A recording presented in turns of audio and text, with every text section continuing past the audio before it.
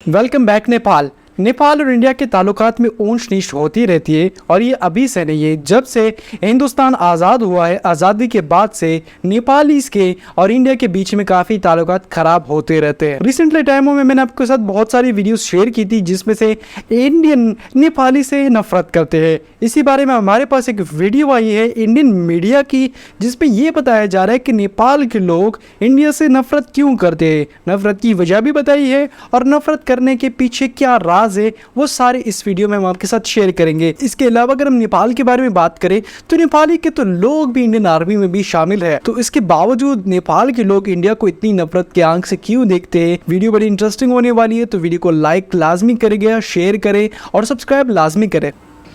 दोस्तों, एक बार फिर से स्वागत है आपका प्रजापति न्यूज में। दोस्तों, अभी कुछ समय पहले की बात है, हमारे फॉरेन मिनिस्टर ने ये बात बोल दी थी कि गौतम बुद्ध एक महान भारतीय थे। इस बात से नेपाल में हड़कंप मच गया, लोग प्रोटेस्ट करने लगे। यहाँ तक कि वहाँ के फॉरेन मिनिस्टर ने ये स्टेटमेंट तक निकाल दिया कि ऐसे कैसे आप गौतम बुद्ध को ये अभी से नहीं, ये काफी टाइम से हो रहा है और इसके नेपाल बीच में काफी प्रॉब्लम्स क्रिएट भी हो कुछ भी नहीं है। और ये केपी शर्मा जब नेपाल के प्राइम मिनिस्टर थे तो उन्होंने भी इस बात के बारे में बात की थी और आप यकीन नहीं मानेंगे, नेपाल के लोग भारत को छोड़कर अफगानिस्तान की टीम को सपोर्ट कर रहे थे। यहाँ तक कि उन्होंने ये भी कहा कि भारत के खिलाफ जो कोई भी टीम खेलेगी, फिर चाहे वो कोई भी खेल क्यों ना हो, वो लोग उसे ही सपोर्ट करेंगे। ऐसे में सवाल जैसे कि आपको पता है कि लास्ट ईयर में इंडिया और पाकिस्तान का मैच हुआ था, तो नेपाली पाकिस्तान को हमें पसंद नहीं करते। आज हम इसी बारे में चर्चा करेंगे। बस मेरे यानी अपने दोस्त विशाल प्रजापति के साथ वीडियो में इसी तरह बने रहिए। लेकिन हाँ, वीडियो शुरू करने से पहले एक छोटी सी रिक्वेस्ट है। वीडियो के नीचे रेड कलर का सब्सक्राइब बटन दिख रहा होगा, उस पर क्लिक करके सब्सक्राइब कर लें और साइड में बेल आइकॉन भी दिख रहा होगा, उस पर भी क्लिक कर लें ताकि आपको वीडियो मिले सबसे पहले। दोस्तों, हम भारत और नेपाल के रिलेशन के बारे में बात करें उससे पहले नेपाल के बारे में जानना जरूरी है। नेपाल 200 सालों पहले कुछ ऐसा दिखता था। शिमला, देहरादून, नीचे की तरफ बांग्लादेश का कुछ हिस्सा, ये सभी नेपाल का पार्ट था। और भारत में उस समय ईस्ट इंडिया कंपनी थी और ऊपर की तरफ था तिब्बत। अब ये 200 साल पुरानी बात है जब तिब्बत को एक मिस्टिकल लैंड की तरह देखा जाता था। ईस्ट इंडिया कंपनी को उस समय पैसे चाहिए थे और तिब्बत में थी पश्मीना। ये इंडिया की आजादी से पहले की बात है, जब इंडिया आजाद नहीं हुआ था तो नेपाल से जाना पड़ेगा। आजादी से पहले की ये बात है और आजादी से पहले की बात भी अगर आप देखें ना तो जिसकी वजह से इंडिया और नेपाल के बीच में काफी जंग शुरू हो गई। 2 साल तक जंग चली और कोई भी परिणाम सामने नहीं आया, पर नेपाल थोड़ा कमजोर पड़ने लगा और उसके बाद एक ट्रेटी साइन की गई, जिसकी वजह से नेपाल को अपना बहुत सारा हिस्सा अंग्रेजों को देना पड़ा। और नेपाल का जो इंडिया का वो हिस्सा इंडिया का बाद नेपाल की जनसंख्या 3 हिस्सों में बटी हुई है। मधेसी ये वो लोग हैं जो भारतीयों में बहुत ज्यादा मिलते जुलते हैं, हिंदी बोलते हैं और इनका और हमारा कल्चर काफी सिमिलर है। दूसरे आते हैं पहाड़ी लोग। ये वो लोग हैं जो नेपाल को एक तरह से रूल करते हैं। राजा महाराजा और सोल्जर वगैरह सब पहाड़ी ही होते हैं और ज्यादातर यही लोग हैं जो भारतीयों से नफरत करते हैं। और फिर आती है बाकी की जनजाति। दोस्तों, 1950 तक नेपाल में आजादी नहीं थी करती क्योंकि उनका ज्यादातर बॉर्डर इंडिया के साथ लगता है और इंडिया के बॉर्डर वाली जगहों पे ही ये सारी लड़ाई चलती है। उसके बाद नेपाल में भी इस वजह से भी काफी ताल्लुकात खराब होते हैं।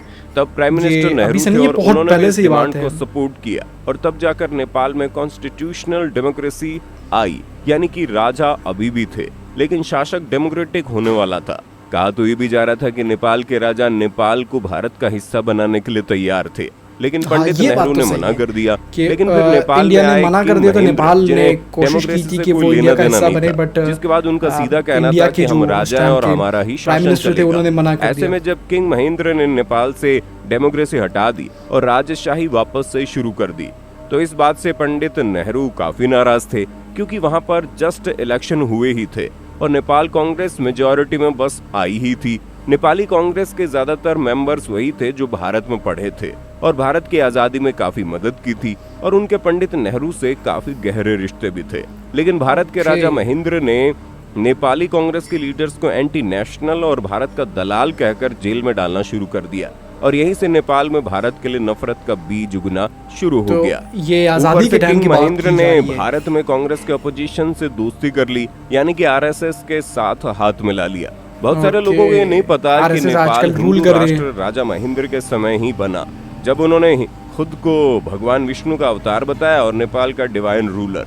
अब आरएसएस नेपाल के हिंदू राष्ट्र बनने और आपने एक बात नोट की होगी कि पिछले टाइम अभी कुछ टाइम पहले की मैं बात कर रहा हूं कि प्रॉब्लम अभी भी क्रिएट हुई है, अभी से नहीं, बाद में बात करते हैं, बट अभी थोड़ी सी बात कर ये वो समय था जब भारत में इंदिरा गांधी की सरकार थी और सिक्किम भारत के साथ बस जुड़ा ही था। ऐसे नेपाल के रूलर्स में ये डर था कि ऐसा ही कुछ हमारे साथ भी हो सकता है, इसलिए नेपाल ने चाइना के साथ दोस्ती बढ़ानी शुरू कर दी और इस समय तक भारत और नेपाल के रिश्ते काफी कमजोर होने लगे थे और ये चीज 1990 तक चली। लेकिन फिर 1990 में नेपाल में दोबारा से रिवॉल्यूशन हुआ और राजा की पावर को फिर से कम कर दिया गया।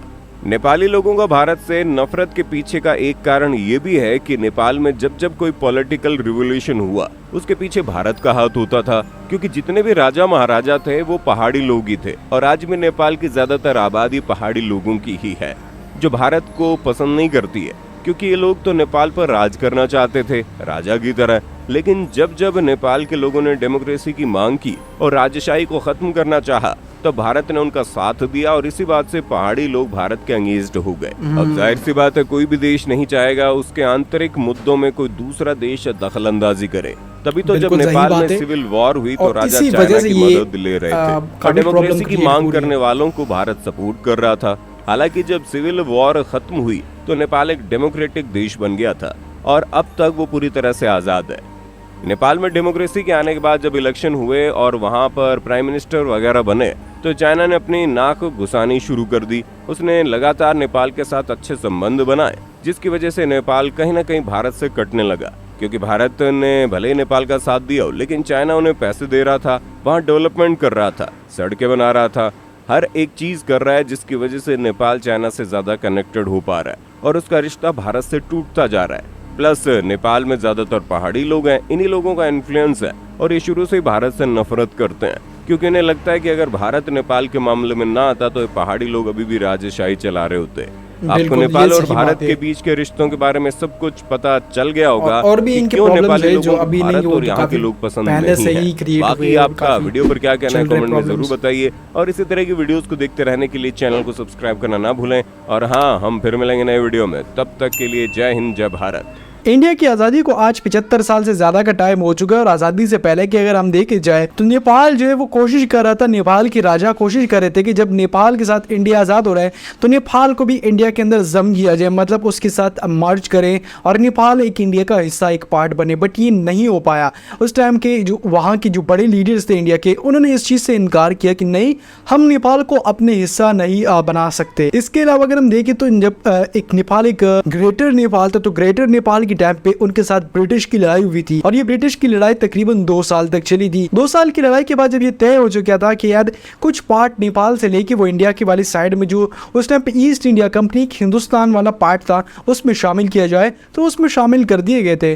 बट बाद में जब इंडिया आज़ाद हो रहा था तो वो नेपाल को अपने पुराने हिस्से, वो पुरानी जगह नहीं मिले, जिसकी वजह से पहाड़ी लोग अभी तक इंडिया से इस चीज़ पे नफरत कर रहे हैं। ये तो हो गई आज़ादी से पहले की बात। बट आज़ादी के बारे में बात करें, आज़ादी के बाद की बात करें तो आज़ादी के बाद की जो कुछ जगह है जो इंडिया ने नेपाल की ली हुई है, जिसमें से काला पानी, लेपु लेक और लिम्पियातुरा, जिसके ऊपर मैं पता नहीं कितनी वीडियोस आपके लिए बना चुका हूँ, अभी बता भी रहा हूँ। तो वो भी एक प्रॉब्लम है, वो भी एक डिस्प्यूट चल रहा है बॉर्डर पे, जिसकी वजह से पहाड़ी लोग काफी नफरत कर रहे हैं। और एक बात यहाँ पे इस वीडियो में ये बताई गई कि जो नेपाल के अंदर राजशाही लोग चाहते थे, पहाड़ी लोग बादशाहत करना चाहते थे, नेपाल पर रूल करना चाहते थे, तो नेपाल का डेमोक्रेसी लाने में इंडिया ने मदद की और इंडिया ने लाने में मदद करने के बाद क्या हुआ कि चाइना भी अपना इन्फ्लुएंस बढ़ाना चाह रहा था और बढ़ा रहा है, अभी तक बढ़ा रहा है। तो इसी तरह से नेपाल के जो पहाड़ी लोग हैं वो इस पर रिएक्ट कर रहे हैं कि यार क्यों इंडिया ने इस तरीके से हमारे मुल्क, हमारे देश के साथ किया, वो आज तक चला आ रहा है। अगर वीडियो आपने देखी हो, अगर अच्छी लगी है तो वीडियो को लाइक लाजमी करें,